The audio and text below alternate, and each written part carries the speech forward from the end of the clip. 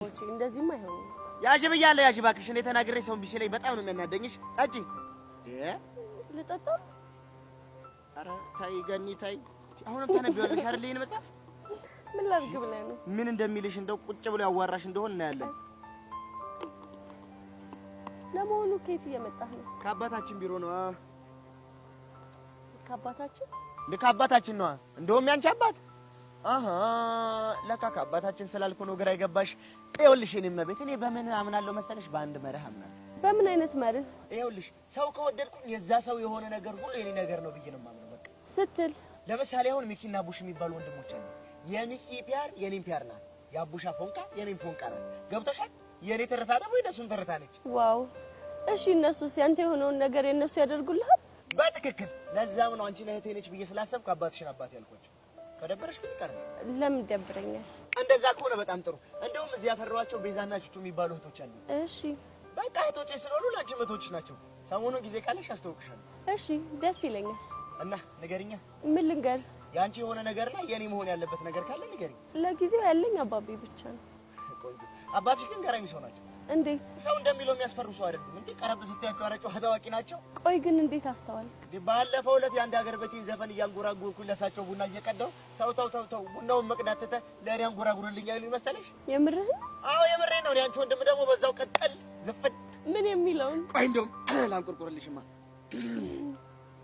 ዳቦት እንስራ ሆያ በላሆ ወጣ ኮበሌ ሆያ በላሆ ሸንሽን እያልጃለ ሆያ በላሆ ጎበሌ አትፍሪ ሆያ በላሆ መጣን ከደጅሽ ሆያ በላሆ ቤትና አዝመራውን እንቦርቅበት ሆያ በላሆ ሆያ በላሆ ሆያ በላሆ ሆያ በላሆ ሆያ በላሆ እያ በለያ እያ ጨሱን አባሪው አይኔን አሞኛል በየሰበቡ ማልቀስ መሮኛል እያ በለያ አደረቀውላቸው ገብቼ። የምር ቦቼ በጣም ጎበዝ ነው። እንዴ ምን ሆነሻል እንዴ? ግን ብርሽ ነው እንዴ? ግን ደግሞ ይሄን ዘፈን አባቢ በጣም ነው የሚወደው። ታዲያ ለዛ አይደል እንዴ ሲያንቆረቁርኩላቸው? የምር በጣም ደስ ብሎኛል። ባይገርምሽ ግን አባትሽ ማብለው እንደሚጠሩ ታውቂያለሽ? ማን ነው የሚልህ? ሰው ሁሉ ቦቸራ ብለው ስለሚጠሩ እሳቸው ግን ቡቺ ነው የሚሉኝ። ቡቺ ደበረህ እንዴ? ለምን ይደብረኛል እንዴ? ጎዳና ላይ ያደግኩ ልጅ እኮ ነኝ። ጎዳና ላይ ያደገ ሰው ደግሞ በቀላሉ አይደበርም። ቦቼ ወየ ገንዬ ካልደበረ አንድ ጥያቄ ልጠይቅህ። ለምን ይደብረኛል? ኧረ እንደውም ጠይቅ። እስቲ ስለ ጎዳና ህይወት ንገረኝ። ኧረ እኔ እናት ልጅ ተይ። ስለኔ ጎዳና ህይወት ከተጀመረ አመትም አይበቃኝም። ባይሆን ሌላ ቀን እነግርሻለሁ። አሁን መሄድ አለብኝ። እሺ ግን አደራ ሌላ ቀን እናወራለን። ኧረ ችግር የለውም። ቦቼ አንዴ ቃል ከገባ ቃሉን አያጥፍም። ቆይ ግን እዚህ ከምታውደለዲ ለምን ገብተሽ አትማሪ እንዴ? መቼ አውደለደልኩ? ከዚህ በላይ ማውደልደል አለ እንዴ? ከአንድ ሻይ ነጋዴ ሰው ጋር ቁጭ ብሎ ማውራት በራሱ ማውደልደል ነው። በአሁኑ አይኔ እያየሽ ቀጥ ብለሽ ወደ ክፍል ግቢ። አንቺ እንቅልፍ ያስወስድሻል እንዴ? ያቀጥላል። በይ ተነሽ። ኦሆ ይሄ ምን አይነት ቀውስ ነው? በፈጣሪ ጭራሽ አውደለደልሽ ይለኛል እንዴ?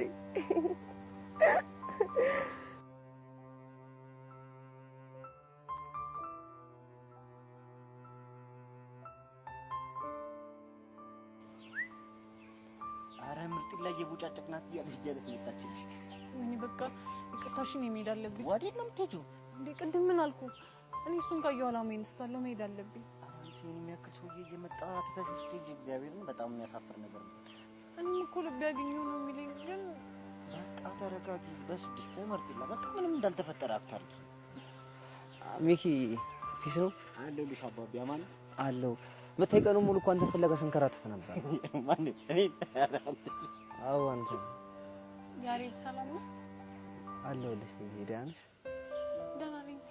እኔ ደግሞ እሱን ስትፈልግ እንዳልነበር በጣም እርግጠኛ ነኝ። አንቺ እንደዚህ አራዳ እንደነበርሽ አላውቅም ነበር። ነይ በእናትሽ ይመች። አዎ ቢዚ በቃ አንቺ ስፈልግ ነበር። በቃ አንቺ ሳላይና ሳላገኝ ማለት። ቆይ ያሬድ እኔ አንተን ማግኘትም አልፈልግ ነው እንዴ የሚመስለው?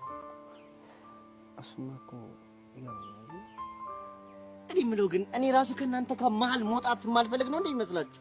ማለት ሚኪ ወዴት ልትሄድ ነው? የእናንተ ፍቅር ሳይበዛ ፒያሪና ፍቅር በቃ ሂጂ። የፍቅር ማዕበልን ብቀዝፍ ነው የሚሻለው። እናማ በቃ ይመቻችሁ ያራዳ ልጆች። የምርጥ ይላ ሰሚኛልሽ? ይኸውልሽ የሰጠሁሽ ደቂቃ 30 ደቂቃ ነው። እንደምንም ብለሽ አብቃቅረሽ ተጠቅሚያለሽ። ያራዳል ይመጣል።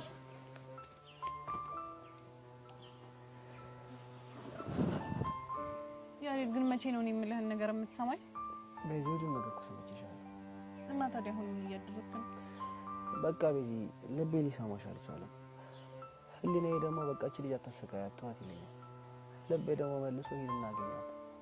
ከዛ በሁለቱም ወቅት ሳላስበው እግሬ እየመራኝ ይመጣል። ጣጣ ውስጥ ነው የገባነው። በፈጣሪ በዚህ አሰቃየሁሽ አይደል? ይገባኛል። ወደ እንዳልሆነ እኮ እረዳሃለሁ። እንዴ? ምክንያቱም አንተን የሚሰማ ነገር ነው ስለሚሰማ። በቃ አሁን ልጅ ወዴት ነው? ይሄን ያክል ካወራሁሽና